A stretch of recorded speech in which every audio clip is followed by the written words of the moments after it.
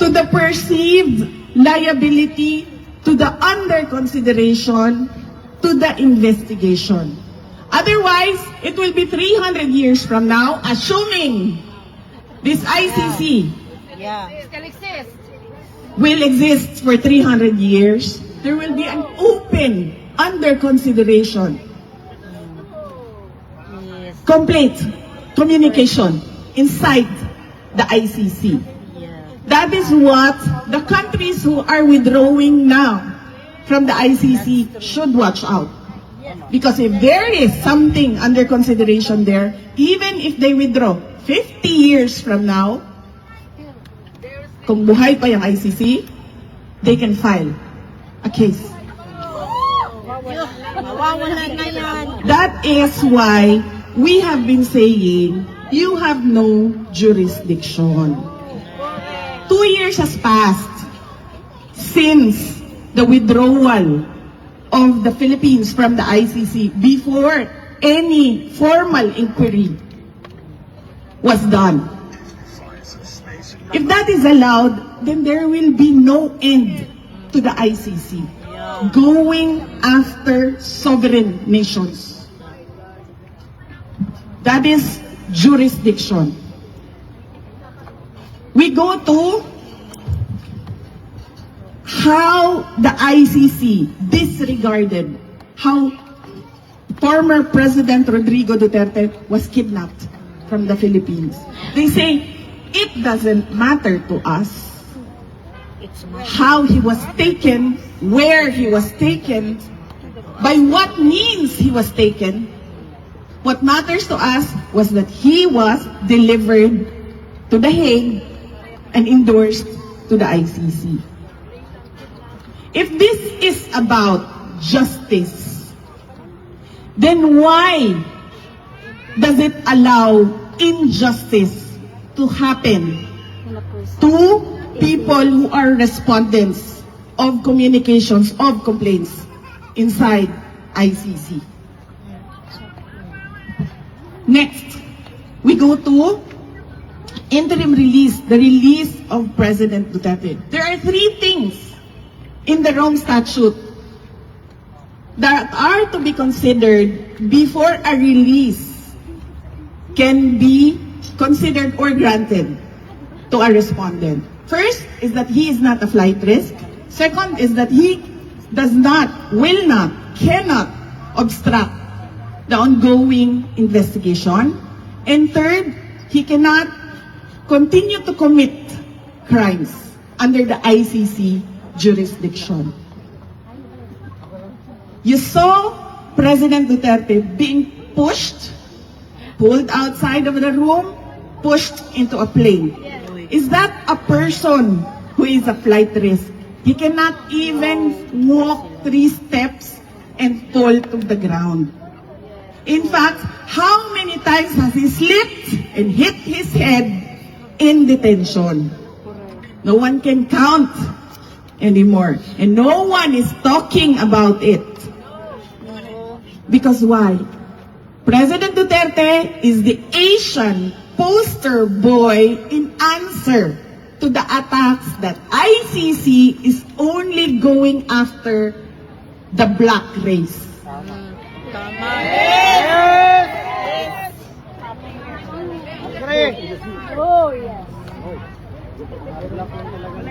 He is a flight risk because of the support of the Filipinos around the world. Is that an assessment, a correct measure of a flight risk? No. Second, he will cannot continue to interfere or obstruct any investigation. The investigation started when? When he was president. The witnesses, Matubato, Las Cañas, when? When he was president. And what did he do? Nothing at all. He allowed the ICC to say whatever it wants, to do whatever it wants, even when he was president. When he was former president, I told him, The ICC is doing an investigation. The investigators are coming in and out of the country. We have proof of immigration records. And what did he say to me? Pasagdi na sila. Di na sila pwede manghilabot sa atuang nasod. Pasagdi na sila magsulod gawas dinhi sa atuang nasod. And I knew that something was happening because I hear it from the office of the former speaker, Romualdez. And so I put it on record. What did I do? I wrote the president. Why is the ICC continuing the investigation inside the Philippines? And then he said, what did he say? He said, we will not cooperate in any shape or form with the ICC because it is an infringement in our sovereignty. On that point, he was correct. Because our judicial courts are functioning. Yes. We can go to court, file a complaint, the judge can hear it, the judge can decide, the judge can put you to jail easily. There is no breakdown of the judicial system in the Philippines. And so, any interference of the ICC is an affront to our sovereignty. And that is the only correct thing that Marcos did or Marcos said about ICC, that letter. But did he follow through on what he said? No! He presented a letter, he released an official letter, but his left hand was doing other negotiations. He was doing exactly the opposite of his letter. He was allowing the investigation to happen, supported by the House of Representatives and Antonio Trillanes. And so we go to the corruption in the investigation. Former soldiers, former employees of Congressman Zaldico already executed affidavits saying that they were told to exchange pesos to dollars because this will be delivered to the ICC investigators through Trillanes. And this is not hearsay because the person who did the delivery, who received the instructions, who went to the money exchange and exchanged for dollars, who delivered the money was the same person who talked to Zaldico. And so,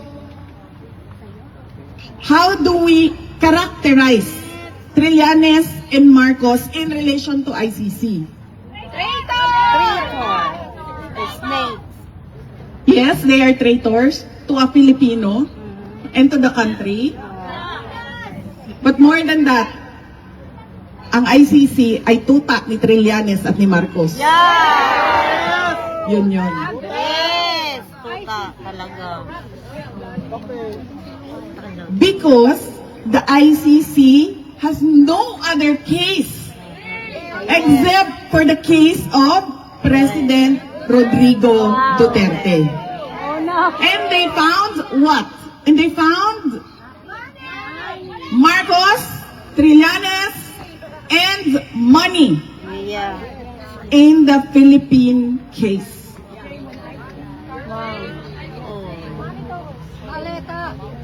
Maleta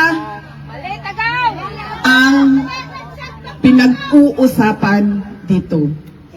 So where is the justice in all this. There is no justice for the Philippines, there is no justice for the Filipinos, and there is no justice for former President Rodrigo Duterte. That is true, ma'am. He's the poster boy right now of ICC. The one and only. Oh, we have an Asian now. We're done with the blacks. Let's go to the Asians. To hell with the whites. We cannot go after them. Let's go after this one person who was delivered by Marcos to us.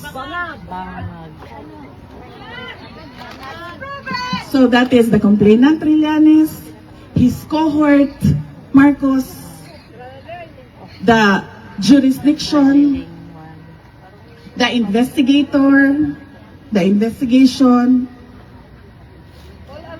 Do you want to go to the evidence?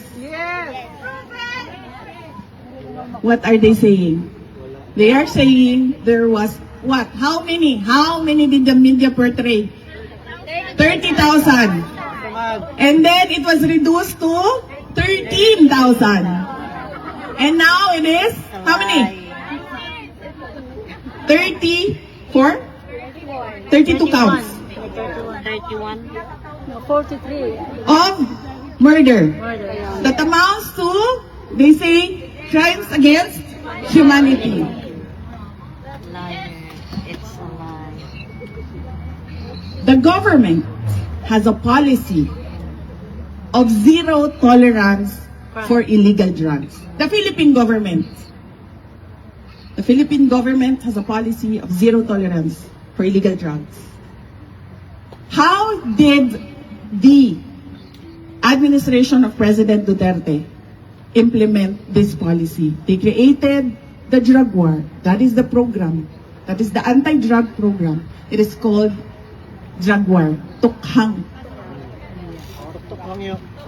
Now, the implementation of a program, whether it was good or bad, is not a crime against humanity. It may be good governance or bad governance. It is the same. It is the same with how President Marcos is running the country right now. It can be good governance or it is clearly bad governance. That is not a crime against the Filipino population.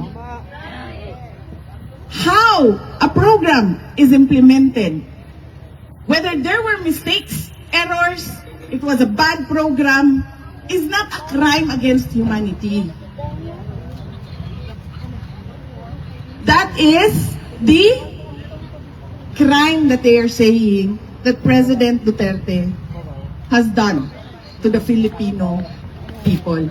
And they cannot even say right now if the victims are truly victims of the drug war. Because gun violence is so common in the Philippines. Yeah.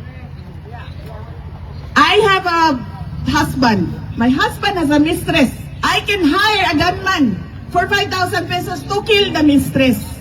That is how, for 5,000 pesos, that is how bad gun violence in the Philippines is. And that is, again, yes, EJK. So how can you say that all your listed victims, all your listed complainants are supposed victims of the drug war? It can be that it is a crime against passion. It can be murder because of a third party in a relationship. It can be plain hold up. Yeah. Yeah. So how can they say now that all the victims there are victims of the drug war that is supposed to be a crime against humanity. So that is the crime. And what are they doing right now? This is 1 year past the day President Duterte arrived in The Hague. How many years? 1 year and 1 year and 4 months. And nothing has happened in the case. It is an unjust delay and unjust detention of President Rodrigo Duterte. Mainly because he does not pose a flight risk. He will never impede, obstruct any investigation. We saw that already when he was president, when he was not president. And third, he will not continue to commit crimes kuno. Because that was a program during his administration, an implementation of a policy by government. How can an implementation of a policy by government be a crime against humanity?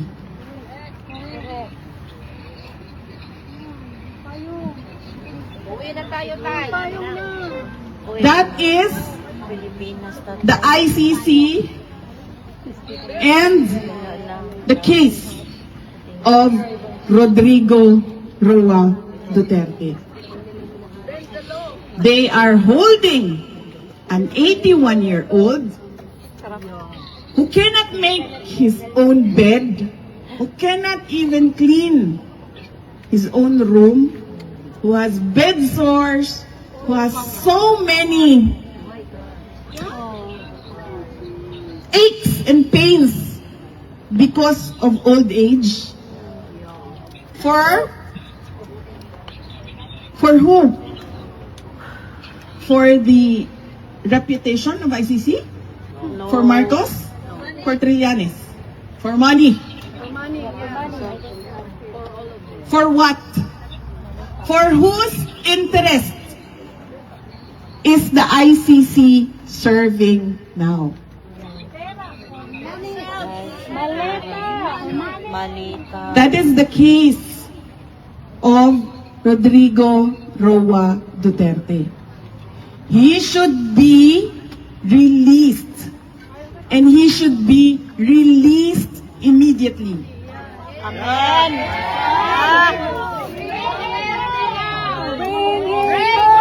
Bring him home. Ma'am. Yes, true. Yes, that is true. If we want to go after supposed EJK, supposed murders, we can easily file it in Philippine courts. Palitan mo na si Marcos!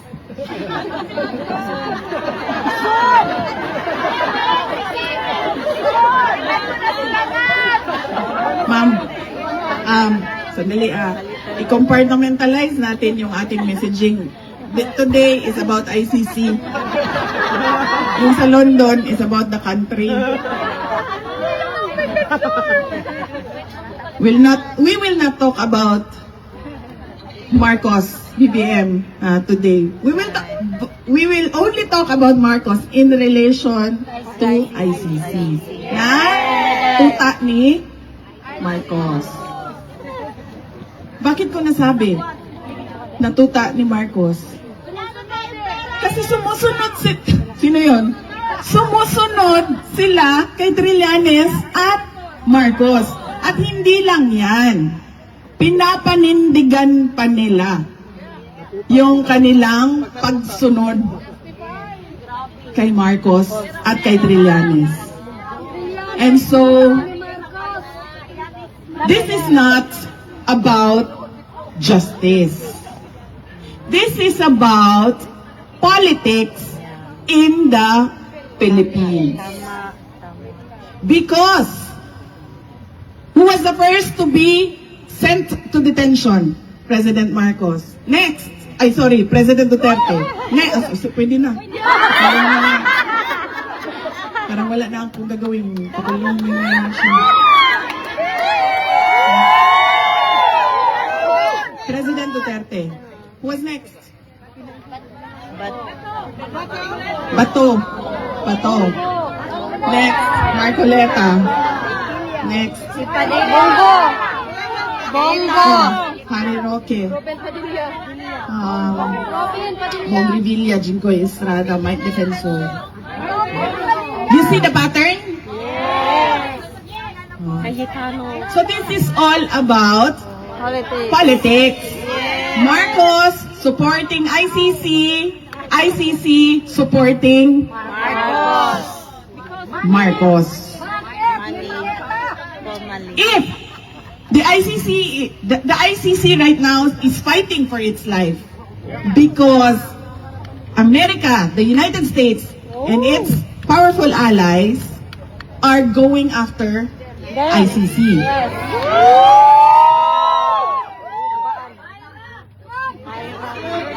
If the ICC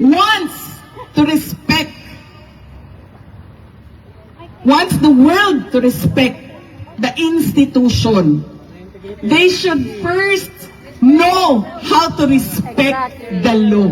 Correct. Yes. Correct.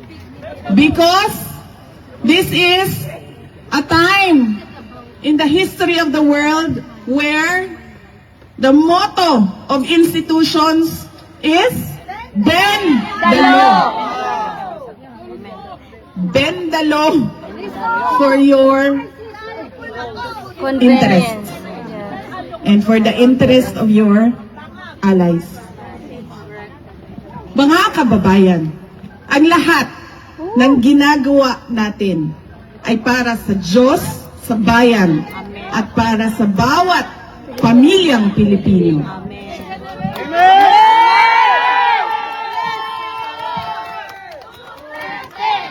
Bring Duterte now! Bring him home! Bring Duterte now! Bring him home! Mga kababayan, we will have a photo opportunity. But then, wait guys. You need to fall in line there muna.